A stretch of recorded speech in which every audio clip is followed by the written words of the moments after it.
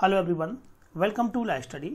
आज इस वीडियो के माध्यम से हम भारतीय दंड संहिता के सेक्शन 299 से सेक्शन 377 पर आधारित धारा 319 से और 338 तक कुछ एमसीक्यूज देखेंगे। ये एमसीक्यूज यूथ कंपटीशन टाइम्स की बुक्स पर आधारित हैं। इससे पहले इस बुक से 22 वीडियो अपलोड किए जा चुके हैं। आप उन्हें भारतीय दंड संहिता की प्लेलिस्ट में जाकर देख सकते हैं। सो फ्रेंड्स, आप अगर चैनल को पहली बार विजिट कर रहे हैं तो आप चैनल को सब्सक्राइब कर लें तथा उसके पास बने बेल आइकन बटन को प्रेस कर लें, जिससे कि सभी वीडियोज़ का नोटिफिकेशन आपको मिल सके। अब आप प्ले स्टोर से हमारी एप्लीकेशन लाइफ स्टडी को भी डाउनलोड कर सकते हैं, जहां आपको विभिन्न राज्यों की न्यायिक सेवा परीक्षाओं के लिए टेस्ट सीरीज की सुविधा उपलब्ध कराई जाती है। इसके लिए आपको प्ले स्टोर में लाइफ स्टडी टाइप करना होगा, जहां इस तरह से बने हुए लोगो वाली एप्लीकेशन को आप अपने मोबाइल में मोबाइल नंबर तथा जीमेल आईडी के साथ रजिस्टर्ड कर सकते हैं। इसके बाद इसके स्टोर सेक्शन से आप अपनी सुविधा के अनुसार टेस्ट सीरीज ज्वाइन कर सकते हैं।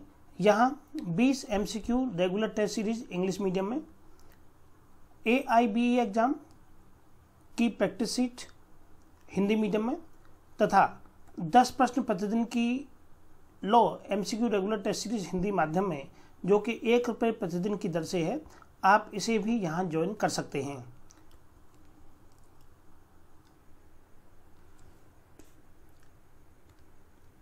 चलिए प्रारंभ करते हैं। पहला प्रश्न है कि भारतीय दंड संहिता की धारा 320 में उपहति के अंतर्गत कितने प्रकार की उपहतियों को शामिल किया गया है?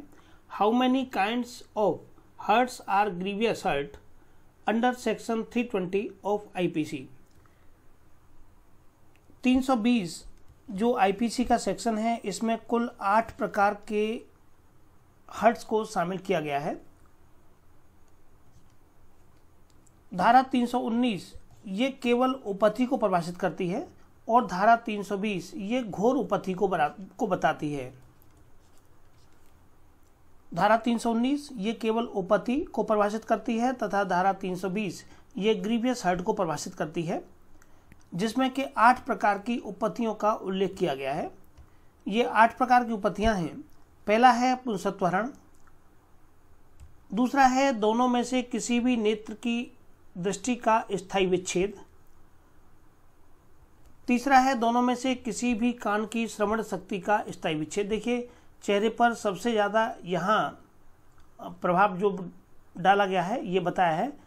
सबसे पहले आपकी आंखें, नेत्र आ गए, दूसरे नंबर पर यहाँ पर आपके कान आ गए कि किसी भी कान की श्रवण शक्ति का स्थायी विच्छेद, अर्थात किसी भी कान से आप, दोनों में से किसी भी कान से यदि आप सुनना बंद हो जाता है आपका, तो स्थायी रूप से उसे विच्छेदित किया जाना। स्थायी बात आती है, सबसे महत्वपूर्ण बात है स्थायी, न कि अस्थायी, अर्थात जो ठीक न हो सके।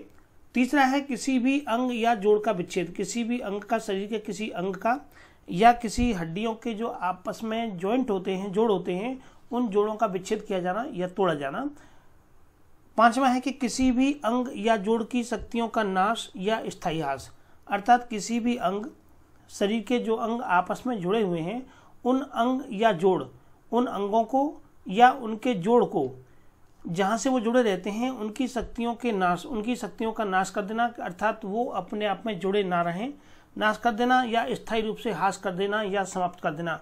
कुल मिलाकर के यहाँ जो ग्रीवियस हर्ट में बात की गई है वो स्थायी रूप से उसे समाप्त किए जाने की बात कही गई है। स्थायी तौर पर हम उसकी शक्ति का नाश कर दें। सिर या चेहरे का विद्रुपीकरण, सिर का या चेहरे का विद्रुपीकरण अर्थात उसकी भाव भंगिमा को बिल्कुल बदल देना। अस्थि या दांत का भंग या विसंधान, हड्डियों का या दांतों का भंग किया जाना, तोड़ दिया जाना या विसंधान किया जाना। कोई भी उपहति जो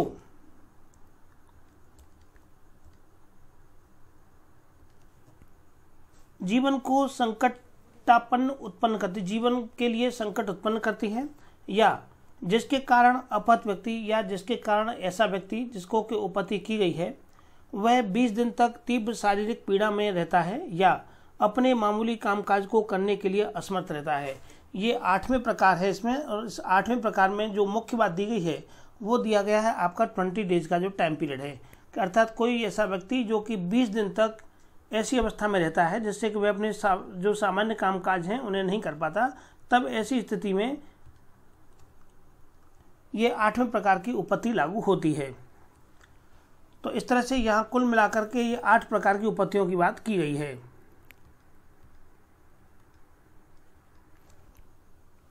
अगला प्रश्न है,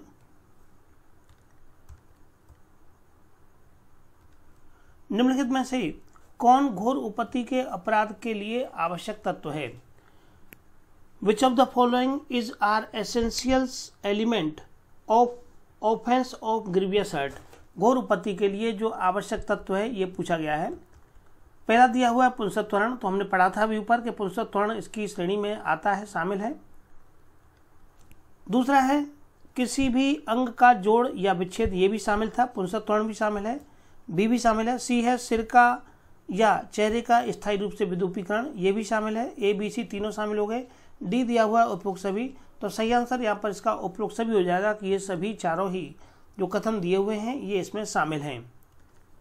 धारा 320 के अंतर्गत जो 8 प्रकार की श्रेणियां दी गई हैं, उन 8 प्रकार की श्रेणियों में ये प्रश्न में दिए गए पहले, दूसरे और तीसरे विकल्प शामिल थे, इसलिए इस प्रश्न का जो आंसर था ये आपका उपरोक्त सभी हो जाएगा। अगला प्रश्न क्रमांक 3 है कि भारतीय दंड संहिता की धारा 320 के अनुसार इनमें से कौन सी किस्म घोर उपपत्ति नहीं कहलाती है? ये टाइप यहाँ प्रश्नों में दिए हुए हैं, पूछा गया है कि कौन सी किस्म घोर उपपत्ति की श्रेणी में नहीं आती है। तो सबसे पहला है हमारा इसमें पुंसत्वरण। तो देखिए पुंसत्वरण ये घोर उपपत्ति की श्रेणी में आता है। दूसरा है किसी भी जोड़ का विच्छेद किया जाना, ये भी आपका घोर उपपत्ति की श्रेणी में आता है। तीसरा है छाती का स्थायी विद्युपीकरण। छाती के स्थायी विद्युपीकरण के संबंध में 20 प्रकार जो 8 प्रकार की उपपत्तियां बताई गई हैं उनमें छाती का स्थायी रूप से विद्युपीकरण नहीं है, वहां सिर या चेहरे का स्थायी रूप से विद्युपीकरण लिखा हुआ है, अतः सी ऑप्शन हमारा यहाँ पर गलत हो जाएगा। ऑप्शन क्रमांक डी है दांतों का विसंधान, ये भी हमको दिया हुआ है कि दांतों का विसंधान किया जाना, ये भी शामिल है। इस तरह से सही आंसर यहाँ पर हमारा इसका हो जाएगा आपका सी।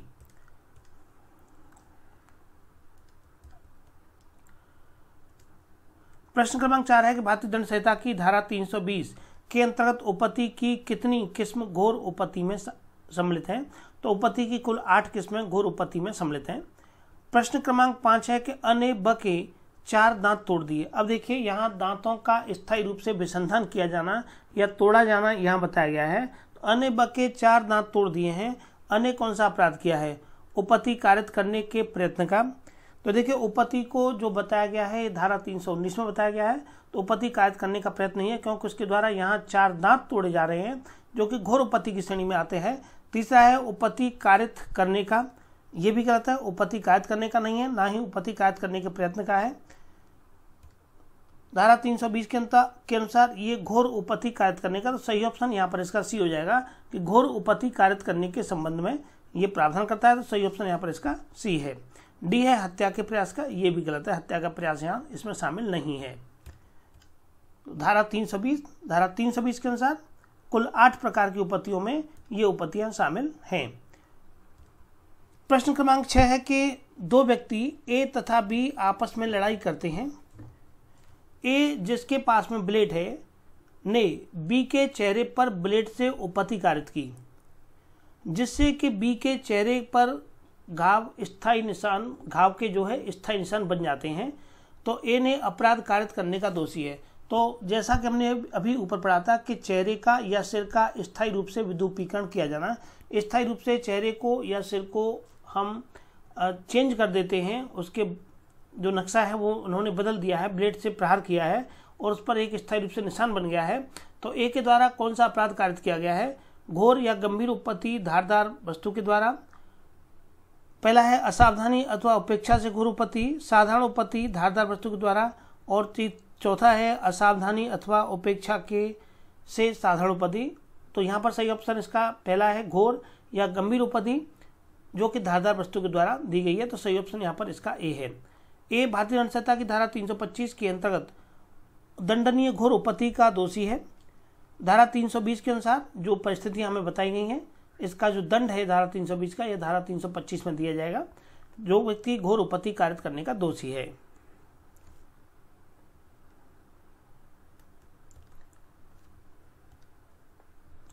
यहाँ से प्रश्न ये सभी परीक्षाओं में, चाहे वो न्यायिक सेवा परीक्षाएं हो, एपीओ एग्जाम हो, एडीपीओ एग्जाम हो या क्लेट का एग्जाम हो, इन सभी एग्जाम्स में यहाँ से प्रश्न पूछे जाते हैं। तो आप ध्यानपूर्वक इन प्रश्नों को रिवीजन करते रहें।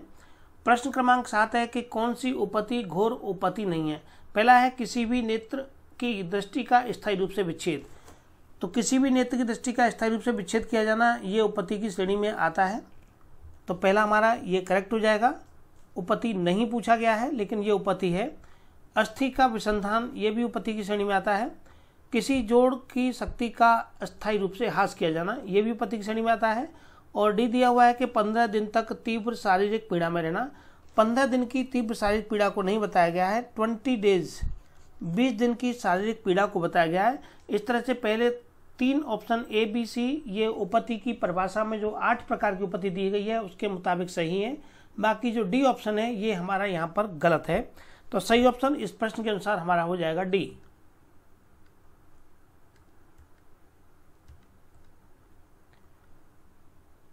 अगला प्रश्न क्रमांक 8 है कि कोई उपपत्ति घोर उपपत्ति कहलाती है जिसके कारण अपत व्यक्ति लगभग कितने दिन तक, तो लगभग 20 कम से कम 20 दिन तक यदि वो शारीरिक पीड़ा में रहता है या अपने मामूली कामकाज को कर नहीं सकता या असमर्थ रहता है तो वह घोर उपपत्ति की श्रेणी में आता है। तो कम से कम जो टाइम है वो दिया हुआ है 20 डेज का। प्रश्न क्रमांक 9 देखते हैं। 9 है कि अन्य एक लड़की का चेहरा विदूपित करने के आशय से। अब यहाँ उस व्यक्ति का आशय है उसके चेहरे को विदूपित करने का। तो उसने उसके चेहरे को विदूपित करने के आशय से उसके चेहरे पर तेजाब फेंक दिया है।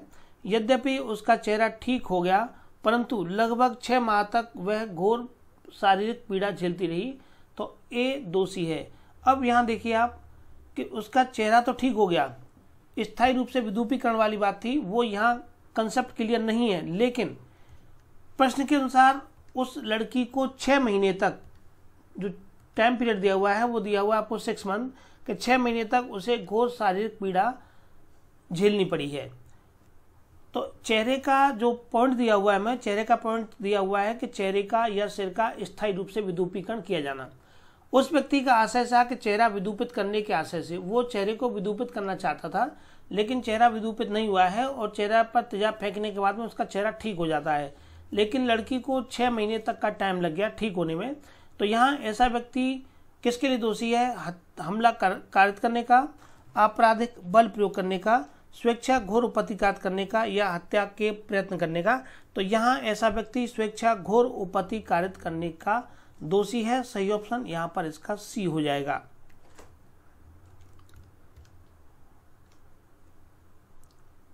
प्रश्न क्रमांक 18 है कि 2 युवतियां एक्स तथा वाई आपस में लड़ पड़ी। एक्स ने यह संभाव्य जानते हुए कि वाई के चेहरे को स्थायी रूप से विदूपित कर दी। ये मान रही है एक्स कि ये संभाव्य है या संभव है कि वाई के चेहरे को स्थायी रूप से विदूपित किया जा सके। तो बाई के चेहरे पर ब्लेड से प्रहार किया, इससे बाई के गाल पर घाव का स्थायी भद्दा चिन्ह बन जाता है। तो एक्स दोषी है। अब यहाँ इस कंसेप्ट में टाइम पीरियड नहीं दिया हुआ है कि वो कितने समय तक ऐसी महिला को शारीरिक पीड़ा सहन करनी पड़ी, लेकिन यहाँ एक हमको पॉइंट दिया हुआ है कि चेहरे पर स्थायी रूप से भद्दा निशान या भद्दा चिन्ह बन जाता है। इससे पहले प्रश्न में ये नहीं दिया गया था कि उसका चेहरे पर स्थायी रूप से वहाँ उसका चेहरा ठीक हो जाता है, लेकिन उस प्रश्न में पहले प्रश्न में 6 महीने का टाइम दिया गया था कि 6 महीने तक ऐसी महिला शारीरिक पीड़ा झेलती है। लेकिन यहाँ इसके चेहरे पर स्थायी रूप से भद्दा निशान बन जाता है। अब पूछा गया है कि उसके द्वारा कौन सा अपराध किया गया है? सामान्य उपपत्ति कारित करने का। तो देखिए सामान्य उपपत्ति कारित करने का नहीं है क्योंकि ये उपपत्ति सामान्य उपपत्ति की श्रेणी में नहीं आती है। खतरनाक साधन के द्वारा घोर उपपत्ति कारित करने का, तो ऐसे महिला के द्वारा खतरनाक साधन अर्थात ब्लेड का सहारा लेकर के खतरनाक साधनों से घोर उपपत्ति कारित करने या कारित की गई है। तो सही ऑप्शन यहाँ पर इसका बी हो जाएगा। हत्या के प्रयास का कोई कंसेप्ट नहीं है। उतावलेपन एवं लापरवाही पूर्ण कृत्य के द्वारा घोर उपपत्ति का, तो ऐसा भी नहीं है कि उतावलेपन या लापरवाही से घोर उपपत्ति ये कारित हुई हो। धारा 324 के अनुसार एक्स खतरनाक साधनों के द्वारा घोर उपपत्ति कारित करने का दोषी है। प्रश्न क्रमांक 11 है कि पति और पत्नी के झगड़े में, पति और पत्नी के बीच झगड़ा हुआ है और पति एक डंडे से अपनी पत्नी को पीटने का प्रयास करता है, जो कि दुर्घटनावश उसके हाथ से लिए नवजात शिशु पर गिर जाती है। प्रयास करता है जो कि दुर्घटनावश उसके हाथ से लिए नवजात शिशु पर गिर जाती है और शिशु की तत्काल मृत्यु हो जाती है। पति दोषी होगा। पति के द्वारा पत्नी पर डंडे से प्रहार किया जाना था, लेकिन वो उस महिला के हाथ में लगे हुए शिशु पर उस डंडे से चोट हो जाती है और उस शिशु की तत्काल मृत्यु हो जाती है। तो ऐसी स्थिति में वह व्यक्ति किस अपराध के लिए दोषी होगा, ये पूछा गया है। सबसे पहले दिया हुआ है हत्या का, दूसरा है हत्या की कोटि में न आने वाले आपराधिक मानव वध का, तीसरा दिया हुआ है घोरोपति का। अब यहाँ सोचने वाली बात यह है कि उस व्यक्ति का आशय उस डंडे से उस महिला को चोट पहुंचाना था। पति और पत्नी के झगड़े में पति एक डंडे से पत्नी को पीटने का प्रयास करता है। यहाँ यह नहीं लिखा हुआ है कि उसको जान से मारने का प्रयास करने के आशय से या उसकी हत्या करने के आशय से उसके द्वारा ऐसा कार्य किया गया। तो हत्या करने का या जान से मारने का कोई आशय नहीं, केवल पीटने वाली बात कही गई है कि पीटने अर्थात वो उसे घोर उपति पहुंचाना चाहता था।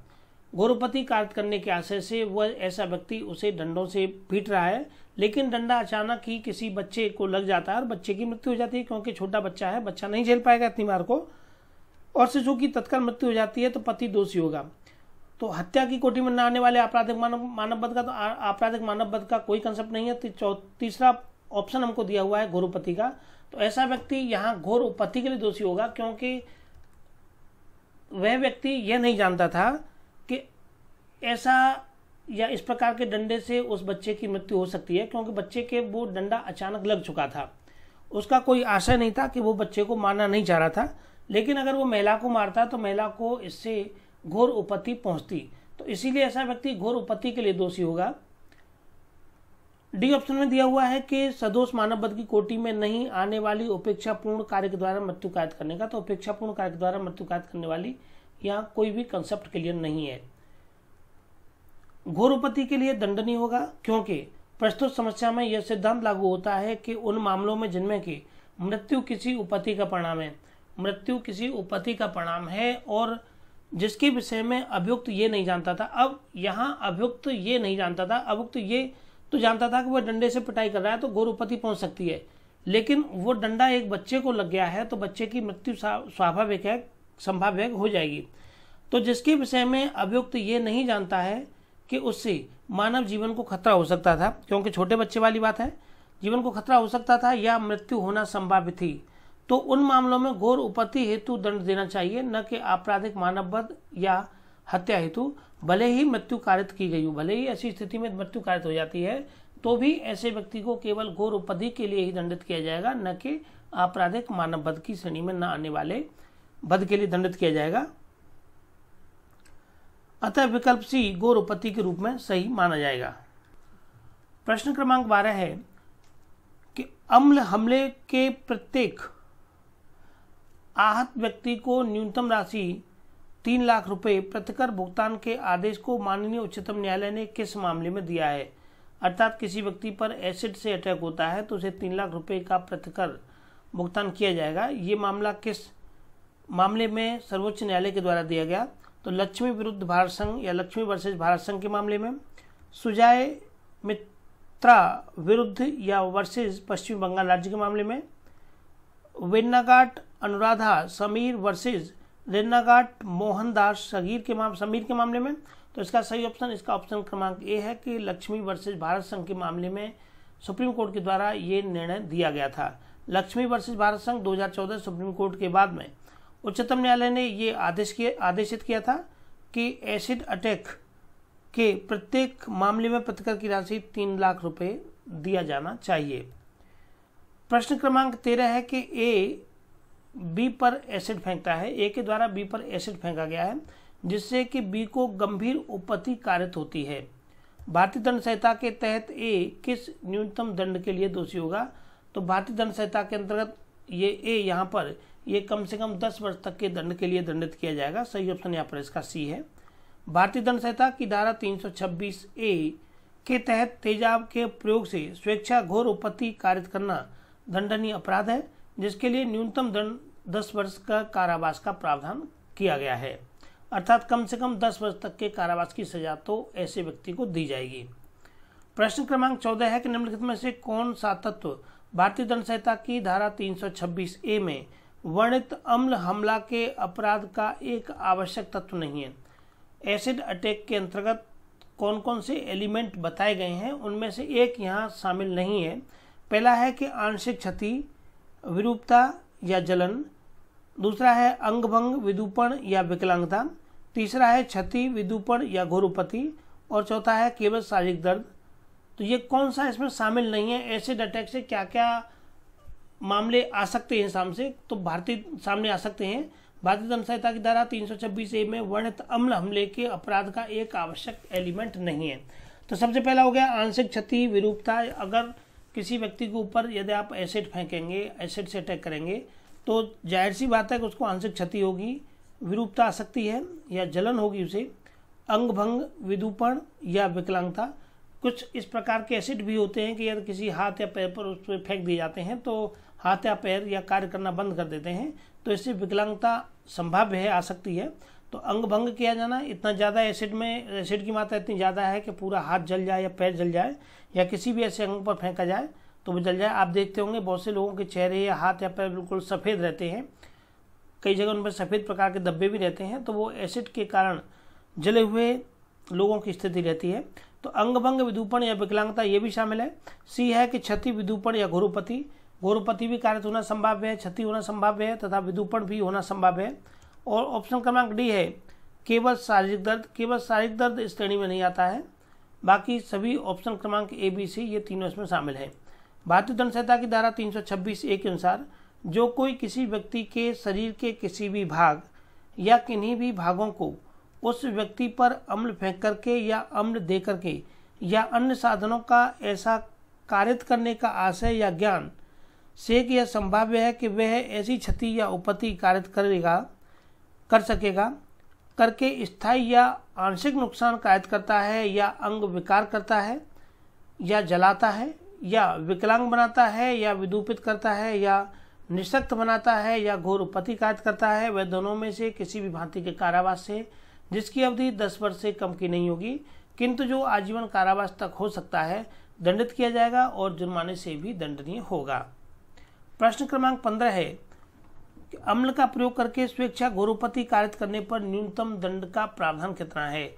अम्ल का प्रयोग करके यदि कोई व्यक्ति स्वेच्छा घोरोपति कारित करता है तो कितने न्यूनतम कम से कम कितनी सजा का प्रावधान है? 7 वर्ष का है, 10 वर्ष का है, 15 वर्ष का है या 20 वर्ष का है? तो सही ऑप्शन यहाँ पर इसका ऑप्शन क्रमांक बी है कि इसके लिए कम से कम 10 वर्ष के कारावास का प्रावधान है। धारा 326A ये न्यूनतम 10 वर्ष तक के कारावास का प्रावधान करती है। कम से कम 10 वर्ष, किंतु जो आजीवन कारावास तक का हो सकता है, दंडित किया जाएगा और ऐसा व्यक्ति जुर्माने से भी दंडनीय होगा। धारा 326A ये संशोधन दंड विधि संशोधन अधिनियम 2013 के द्वारा ये अंतर स्थापित की गई थी। इस पर भी प्रश्न पूछ लिया जाता है कि धारा 326A ये कब अंतर स्थापित की गई थी? तो वर्ष 2013 के दंड विधि संशोधन अधिनियम के द्वारा ये धारा अंतर स्थापित की गई थी।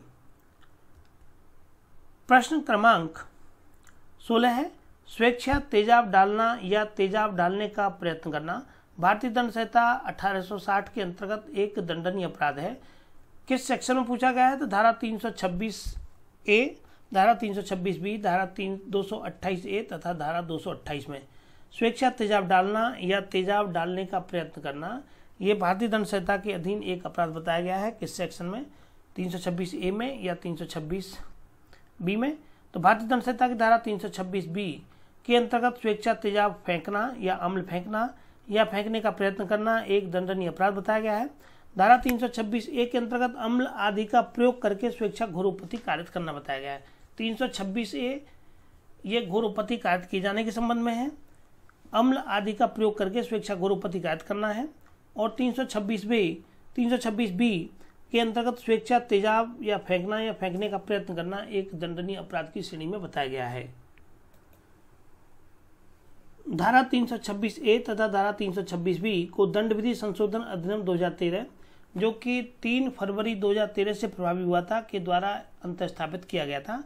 तो यहाँ इन पर भी प्रश्न पूछ लिए जाते हैं कि धारा 326A तथा धारा 326B ये दंड विधि संशोधन अधिनियम कब से प्रभावी हुआ था, तो ये 3 फरवरी 2013 से प्रभावी हुआ माना गया है।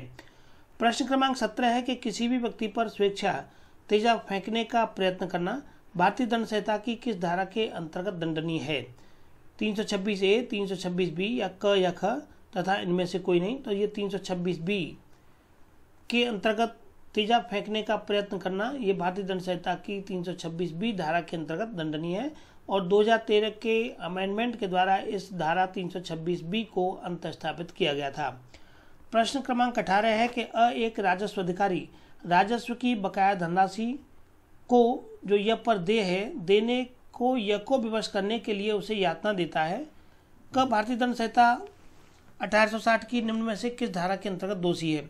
राजस्व की बकाया राशि को दिए जाने के लिए उसे विवश करता है, तो धारा 383, धारा 328, धारा 392 तथा धारा 330।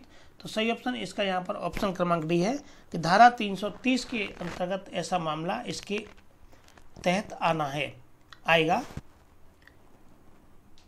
भारतीय दंड संहिता की धारा 330 के अंतर्गत परिभाषित संस्वीकृति उद्यापित करने के लिए, अर्थात आप किसी व्यक्ति को जबरदस्ती उसकी संस्वीकृति लेने के लिए कह रहे हैं, संस्वीकृति उद्यापित करने के लिए स्वेच्छा उपपत्ति कारित करने का अपराध किया है। उपरोक्त समस्या धारा 330 के दृष्टांत क पर आधारित है, जिसमें कि क को इस धारा के अधीन दोषी माना गया है। इस धारा के अंतर्गत संस्वीकृति उद्यापित करने या विवश करके संपत्ति का प्रत्यावर्तन कराने के लिए स्वेच्छा उपपत्ति कारित करने का 7 वर्ष तक के कारावास और जुर्माने को दंडनीय बताया गया है, अर्थात 7 वर्ष तक की सजा इसमें दी जा सकती है। धारा 328 ये अपराध कारित के आशय से विष इत्यादि के द्वारा उपपत्ति कारित करना, और 383 ये उद्यापन को बताता है तथा 392 ये लूट के लिए दंड के संबंध में है। प्रश्न क्रमांक 19 है कि एक पुलिस अधिकारी ख को यह संस्वीकृति करने के लिए कि उसने अपराध किया है उत्प्रेरित करने के लिए यातना देता है। भारतीय दंड संहिता 1860 की किस धारा के अंतर्गत ऐसा अधिकारी अपराध करने के लिए दोषी है, तो धारा 330, वही पूर्व वाला प्रश्न हमारा, तो धारा 330 के अंतर्गत ये दोषी है। धारा 325 ये स्वेच्छा घोर उपपत्ति कारित करने के लिए दंड। धारा 326 ये खतरनाक आयुधों या साधनों के द्वारा स्वेच्छा घोर उपपत्ति कारित किए जाने से संबंधित है। धारा 328 ये अपराध करने के आशय से विष इत्यादि के द्वारा उपपत्ति कारित किए जाने से संबंधित है। प्रश्न क्रमांक 20 है कि एक पुलिस अधिकारी को संस्वीकृति करने को कि उसने अपराध किया है उत्प्रेरित करने के लिए यातना देता है का उत्तरदायी होगा। तो यहाँ भी प्रश्न ये ऊपर का रिपीट प्रश्न है, तो धारा 330 के अंतर्गत ऐसा पुलिस कर्मी पर मामला दर्ज कराया जा सकता है।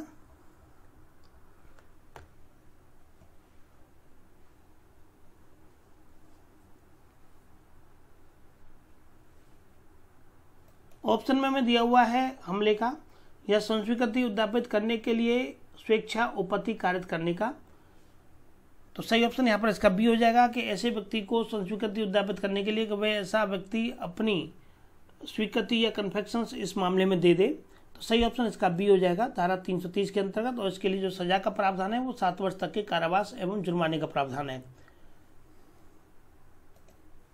नेक्स्ट प्रश्न है कि शासकीय सेवक को उसके कर्तव्य के दौरान उसके कर्तव्यों से निवारित करने के लिए चोट पहुंचाने के अपराध में धारा 332 भारतीय दंड संहिता में कितनी सजा हो सकती है, 3 वर्ष तक का कारावास या जुर्माना या दोनों, 5 वर्ष तक का कारावास और जुर्माना या दोनों, 7 वर्ष तक का कारावास या जुर्माना या दोनों, या 10 वर्ष तक का कारावास या जुर्माना या दोनों। तो ऐसे मामले में 3 वर्ष तक का कारावास या जुर्माना या दोनों दिए जा सकते हैं। धारा 332 इस संबंध में प्रावधान करती है। यह कहती है कि जब कोई व्यक्ति लोक सेवक को अपने कर्तव्य से भयोपरत करने के लिए स्वेच्छा उपपत्ति कारित करेगा, वह दोनों में से किसी भी भांति के कारावास से जिसकी अवधि 3 वर्ष तक की हो सकती है या हो सकेगी, या जुर्माने से या दोनों से दंडित किया जाएगा।